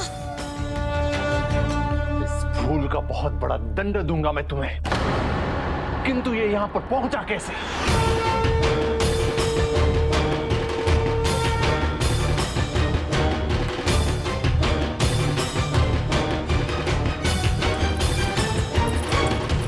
ये यहाँ कैसे? ये यहाँ भी है और ये वहां भी। विश्वास नहीं होता, ये कैसे संभव है कि एक ही समय पे दोनों दो अलग अलग स्थानों पर।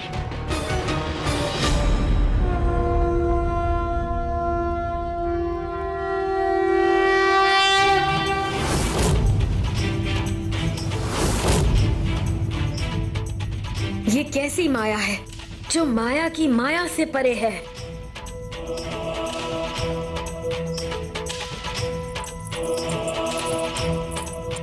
मायावी बालक, ये कैसी माया है तुम्हारी?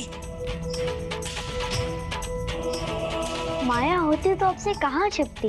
ये तो प्रभु की दिव्यता है जिसे आप ना देख सकी और ना पहचान सकी। अचंभित मत होइए ज्येष्ठ। माँ, पहचानिए मेरे प्रभु की कृपा को, जो अपने भक्तों को भूखा नहीं देख सके। भगवान और उसके भक्त के इस अद्भुत संबंध को देखने के लिए तो उनके भक्ति की दृष्टि चाहिए, जो दुर्भाग्यवश अभी आपके पास नहीं है। और भक्ति की शक्ति तो ऐसी कि कभी भगवान अपने भक्त के पास आते हैं तो कभी वो भक्त को अपने पास आने का मार्ग दिखाते हैं।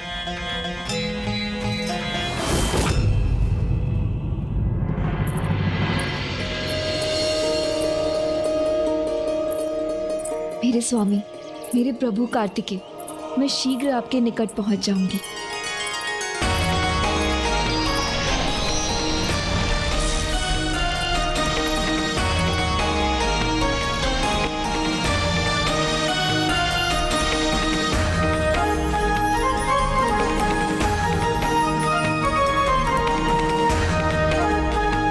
ये सपना है या हकीकत? स्वामी,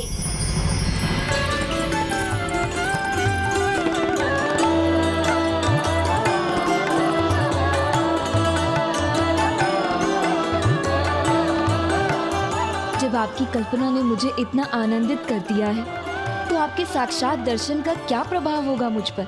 ये तो मेरी कल्पना से परे है। किंतु स्वामी, मेरी कल्पना कब साकार होगी?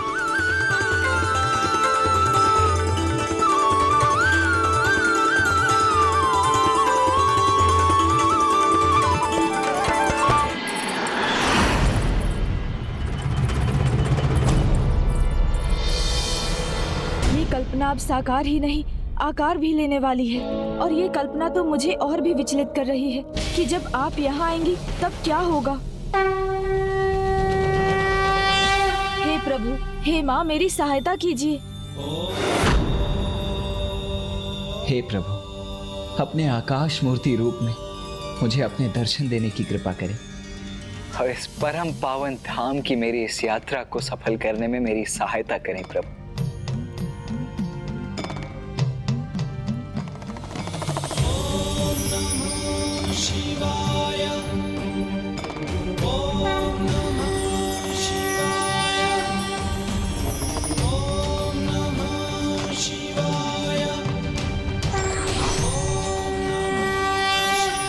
प्रणाम प्रभु। प्रणाम माँ। प्रणाम प्रभु। प्रणाम माँ।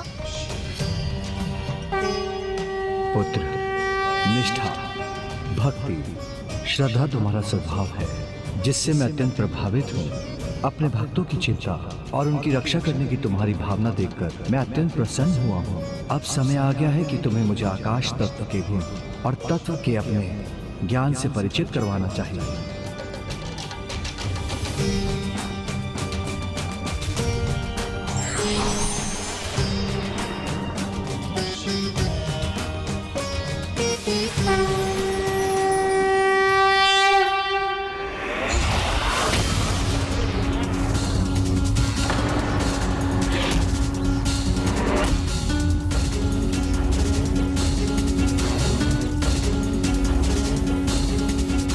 क्या मनवाना चाहते हो तुम कि उस बालक कार्तिकेय ने चमत्कार किया, यहाँ की सुरक्षा को भेद कर यहाँ पहुँच गया और तुम्हें भोजन करवाया?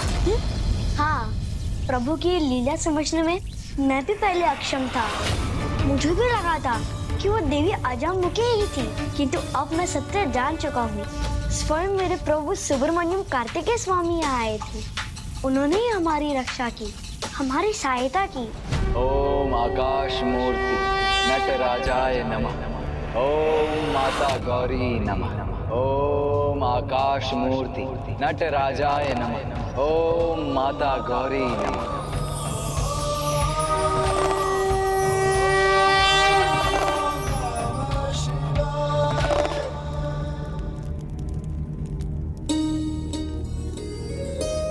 आकाश भूत की प्रकृति मिश्रित है, गुण फैलाव है। प्रभु की प्रकृति करुणा और गुण उपकार है। आकाश भूत का वर्ण काला है और आकार बिंदु है। प्रभु का वर्ण उनके भक्तों की भक्ति का रंग है, तो आकार है उनके भक्तों की अनंत सीमा। आकाश भूत का चक्र विशुद्धि है और मंत्र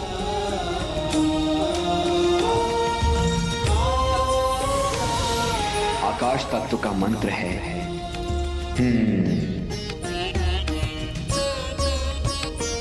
प्रभु के भक्ति उनका मंत्र है।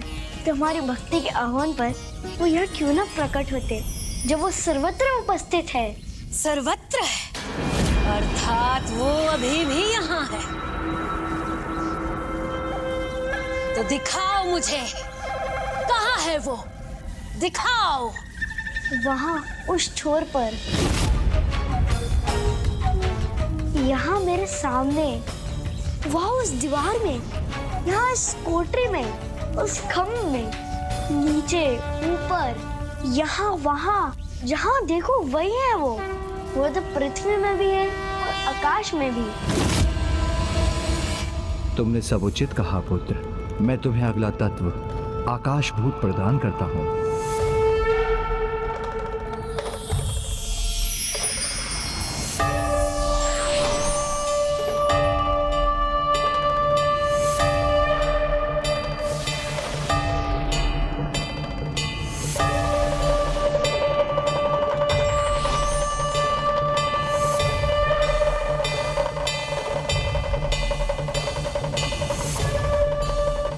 मेरा प्रणाम स्वीकार कीजिए प्रभु। आपको कोटि कोटि धन्यवाद।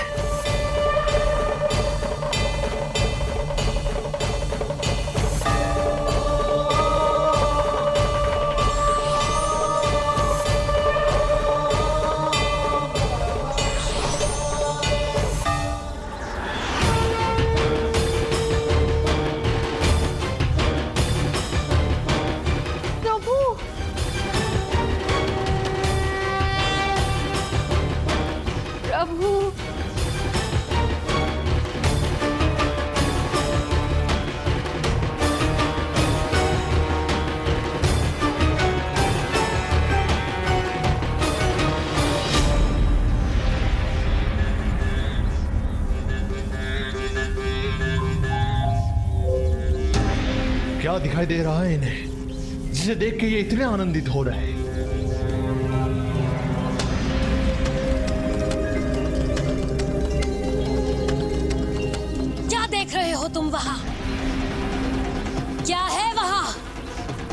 रहे हो तुम?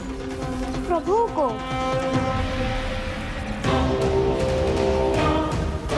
मूर्ख समझा है हमें कि जो भी तुम कहोगे उस पर हम विश्वास कर लेंगे?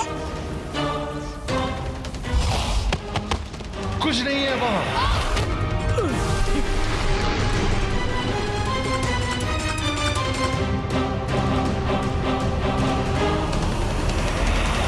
अहंकार का एक गुण है, वो कभी व्यक्ति को उसके दोष का आभास नहीं होने देता।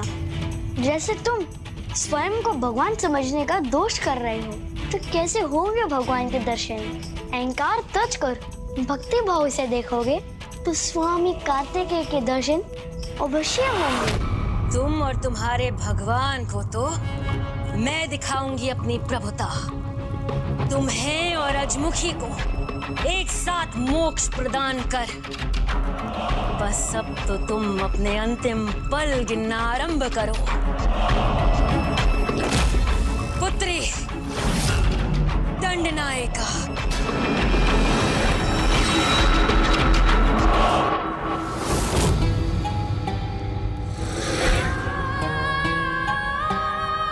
माँ ने मुझे नहीं इसी पुत्री कहा, जिसने उनका क्रोध सहकर भी उन्हें सही मार्ग पर चलने को प्रेरित किया, उसे नहीं, वरन जिसने उन्हें और अत्याचार करने का बढ़ावा दिया, उसे पुत्री कहा माने।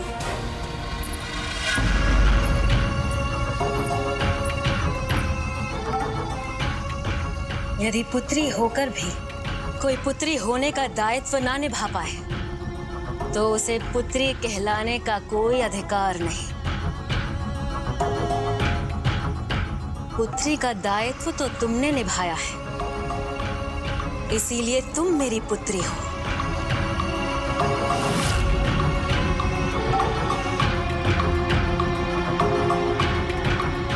अजामुखी नहीं। इसीलिए मैं चाहती हूँ कि तुम एक कार्य पूर्ण करो जो अजामुखी कदापि नहीं पूर्ण कर सकती। हाँ माता, अजामुखी तो बालक कार्तिकेय को ही अपना भगवान मान चुकी है, किंतु मैं तो आप ही को अपना भगवान मानती हूँ। इसीलिए आपके हर आदेश का पालन मैं अवश्य करूंगी।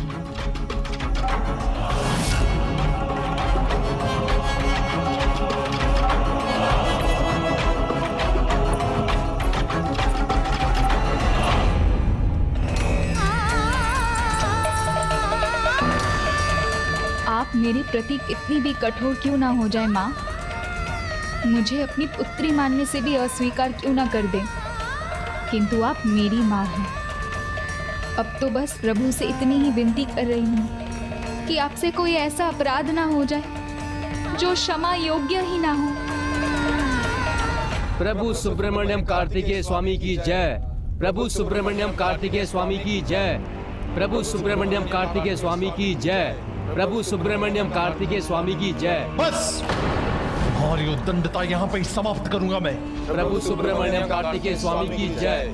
ओम सुब्रमण्यम कार्तिकेय स्वामी की जय। प्रभु सुब्रमण्यम कार्तिकेय स्वामी।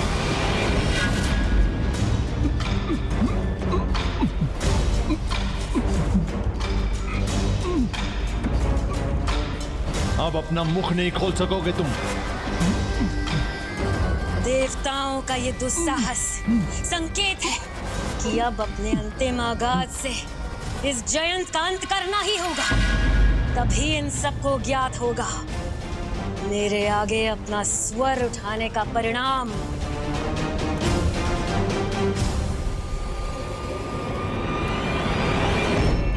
अब अंतिम पंचभूत स्थल की यात्रा ही शेष है पुत्र, जिसे सफलतापूर्ण संपन्न करने के लिए, पाशुपतास्त्र प्राप्त करने के लिए मेरा आशीर्वाद तुम्हारे साथ है।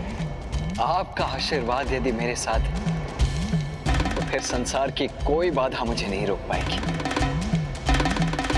और पुत्र, मेरा आशीर्वाद भी सदा तुम्हारे साथ।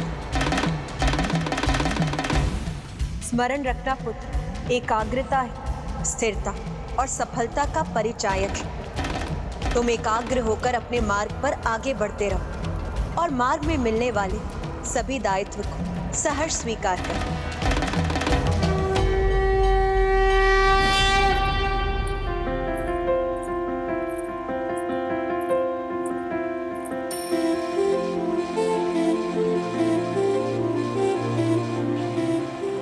मन मंदिर में तो बस अब आपका वास है स्वामी, और माँ मणिकर्णिका के पावन घाट पर आपका स्मरण कर मैं धन्य हो गई।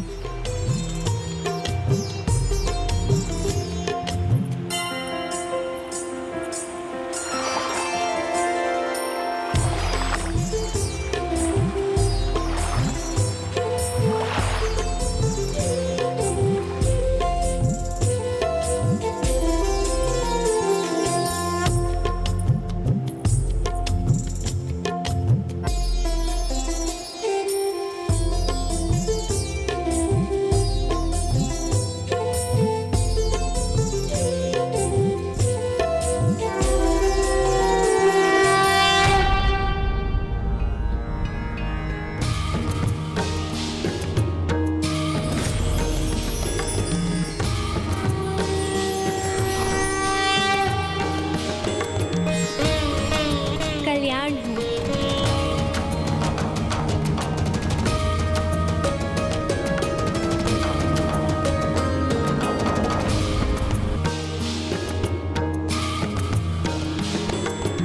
माँ, आपके इस अद्भुत रूप के दर्शन कर मैं कृतार्थ हो गई। आपके मार्गदर्शन और स्वामी प्रभु कार्तिकेय के पद चिन्हों पर चलकर ये संभव हो पाया है। माँ, मुझे ज्ञात है आप मुझे अन्य दायित्व भी उठाने के लिए प्रेरित कर रही हैं, किंतु माँ, मेरी इस यात्रा में ऐसी ऐसी अद्भुत प्रभु कथाएं सुनने के पश्चात तो मेरे हृदय में केवल और केवल एक ही इच्छा उत्पन्न हो रही है कि वैराग धारण कर संपूर्ण रूप से प्रभु की भक्ति में लीन हो जाऊं।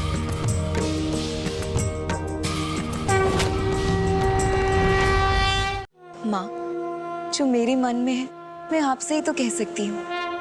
मुझे ज्ञात है माँ के वरदान के अनुसार ये मेरा सौभाग्य है कि मैं स्वामी प्रभु कार्तिकेय की विवाहिता बनूंगी, किंतु अब उनके दिव्य कल्पना में डूबे रहने के बाद मेरी यही इच्छा है उनकी भक्ति के रंग में रंगकर उनमें ही समाहित हो जाऊं, सन्यासी हो जाऊं।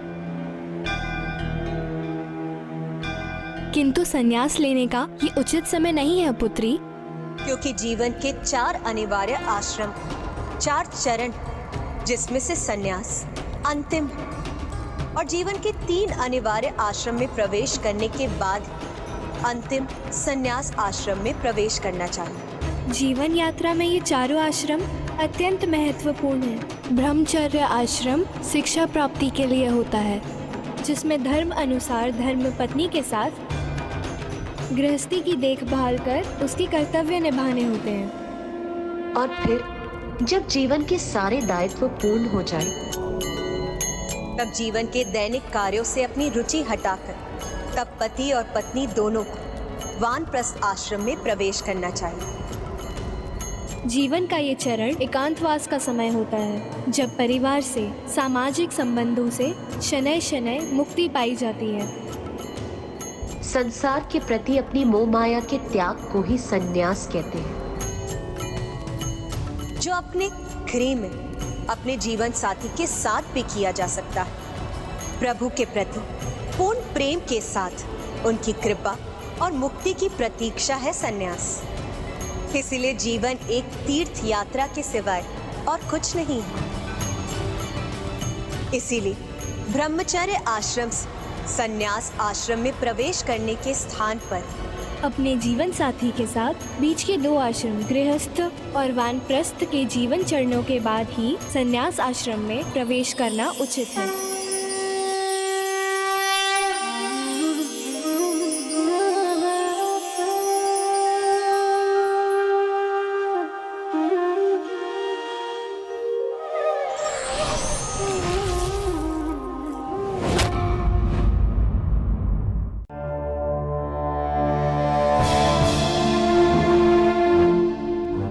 माता सुरासई अत्यंत क्रोधित है, इसलिए ज्ञात नहीं वो अपनी काली माया के अनंत भंवर से जयंत पर प्रहार करने के लिए कौन सा विष निकालेंगी। पुत्री दंड नायिका, इसका पान करो।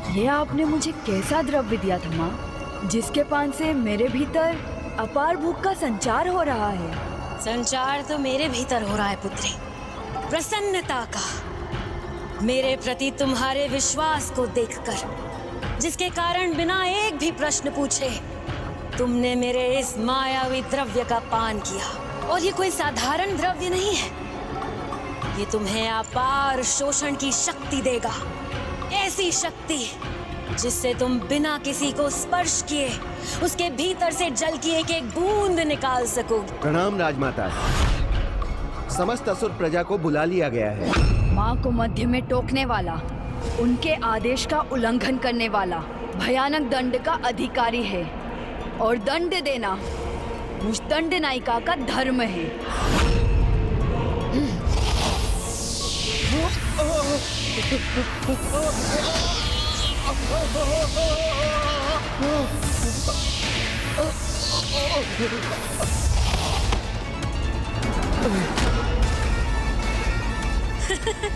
उत्तम, तुमने अपनी शक्ति का प्रयोग इतनी शीघ्र सीख लिया। इस कार्तिकेय भक्त जयंत के अंत से संसार को ये भली भांति ज्ञात हो जाएगा कि माया की माया क्या है।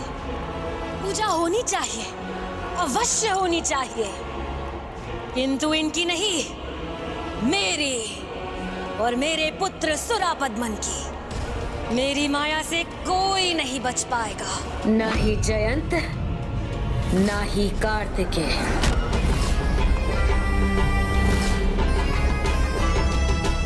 आज माता ने तुम्हारे अंत का कार्य सौंपा है मुझे बालक। इस कार्य को पूर्ण करने से मुझे कोई नहीं रोक सकेगा। तुम जिसे भगवान मानते हो वो बालक कार्तिकेय भी नहीं। महाराज सुरापद्मन की, महाराज सुरापद्मन की, महाराज सुरापद्मन की, महाराज सुरापद्मन